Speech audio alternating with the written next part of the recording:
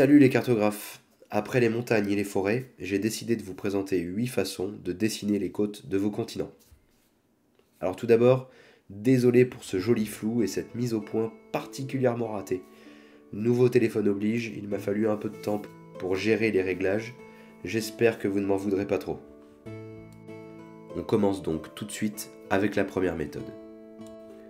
Après avoir tracé la côte, reprenez tout le long avec un tracé très léger pour souligner les vagues venant s'écraser sur la terre.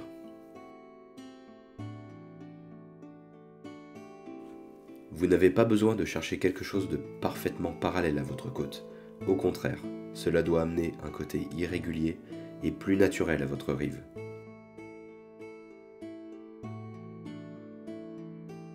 Doublez cette ligne légère en vous éloignant de la côte pour représenter la vague suivante qui est en approche.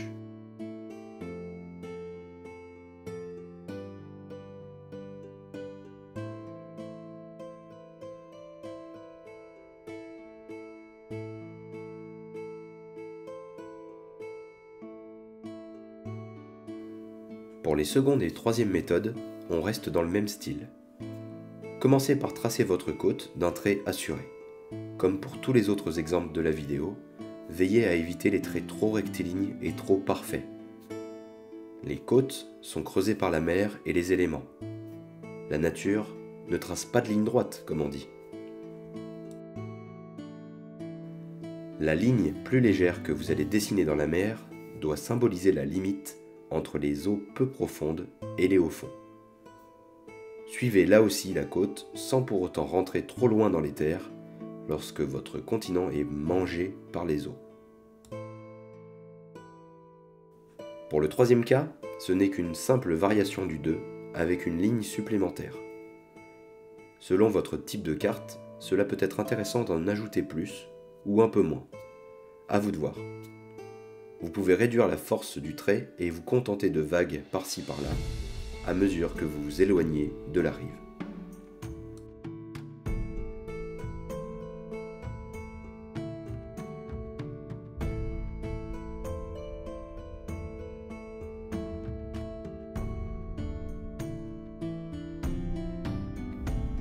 Quatrième méthode. Celle-ci est un peu plus longue que les précédentes à réaliser, mais n'a rien de compliqué, vous allez voir.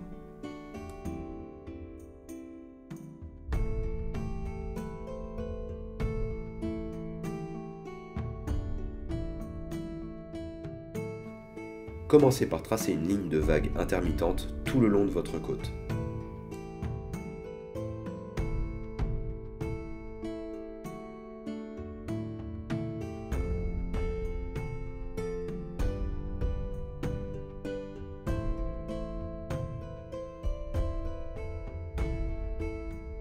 Ensuite, préparez vos doigts pour une séance de vagues horizontales et aléatoires, tout le long de vos rivages.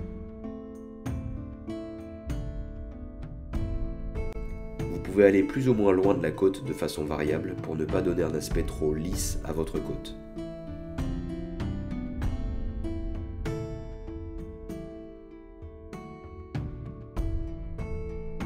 C'est un peu long, non? Bon, maintenant imaginez ça sur une carte entière. L'exercice peut rebuter, mais croyez-moi, le rendu final sur une véritable carte peut être vraiment sympa. Pour preuve, je vous mets en description un lien vers une carte sur laquelle je travaille en ce moment et qui utilise ce type de côte.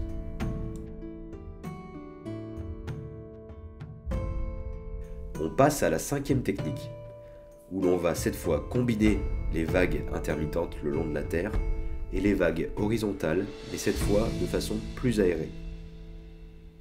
Moins fastidieuse que la technique précédente, elle donnera malgré tout cette texture à vos océans qui fera la différence.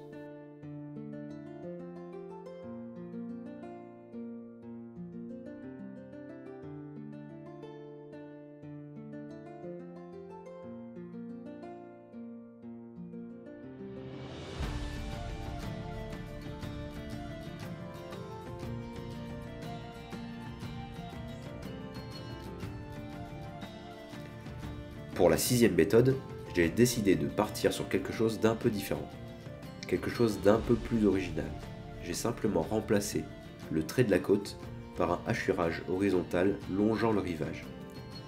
Le tout donne un aspect très crayonné et imite un peu l'eau se retirant du sable d'une plage.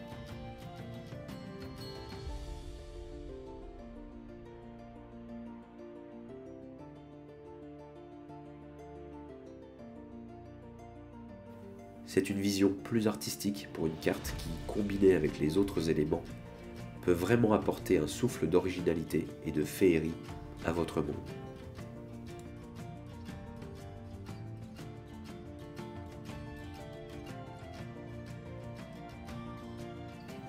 Septième et avant-dernière façon de dessiner vos côtes. Laissons la version artistique précédente pour nous essayer à une technique beaucoup plus minimaliste, mais qui peut tout à fait convenir à de nombreux types de cartes. Ici, tracez une ligne douce pour la côte, parfois ponctuée de petits blancs pour laisser respirer le dessin. Ajoutez ensuite des vagues au niveau des avancées ou des reculs de vos terres pour apporter cette touche de texture indispensable.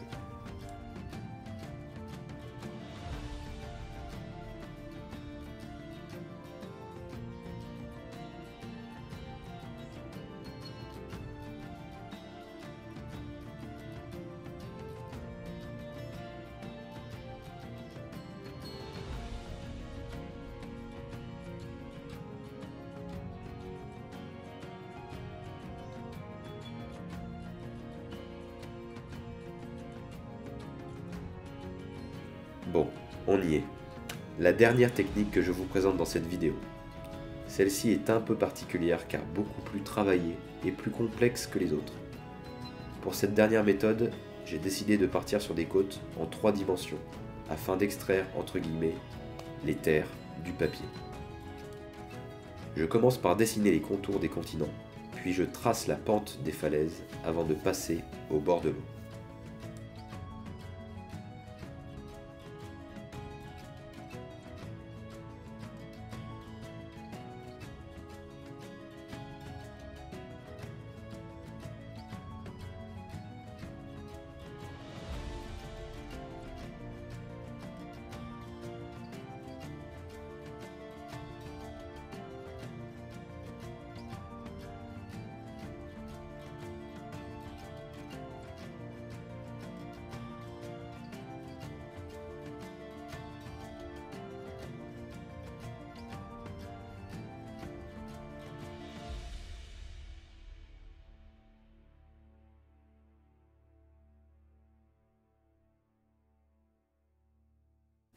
J'ajoute ensuite les textures le long des falaises. C'est très important car cela donnera à votre terre toute la profondeur nécessaire pour la rendre efficace.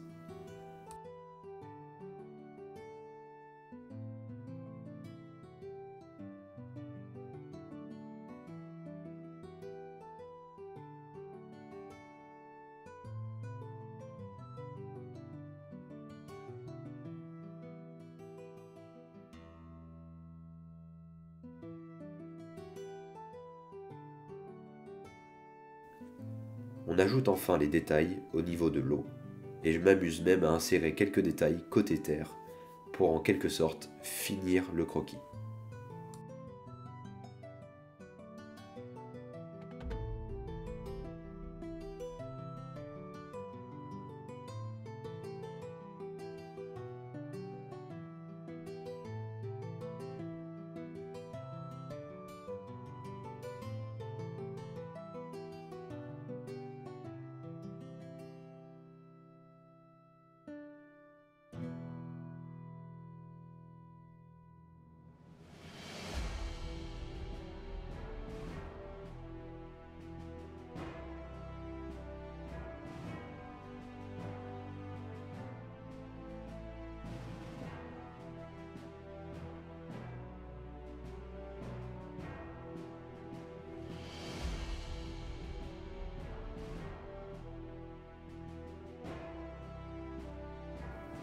Et voilà donc 8 propositions pour dessiner facilement les côtes sur vos cartes.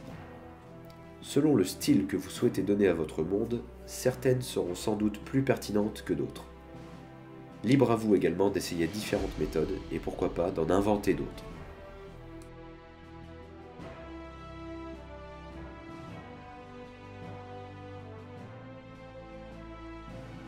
je vous laisse avec la version ancrée et vous remercie d'avoir regardé cette vidéo. J'espère qu'elle pourra vous être utile et vous inspirer.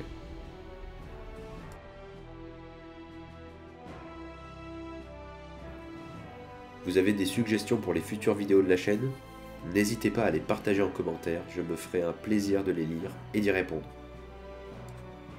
En attendant, portez-vous bien et n'oubliez pas, votre monde mérite d'être cartographié.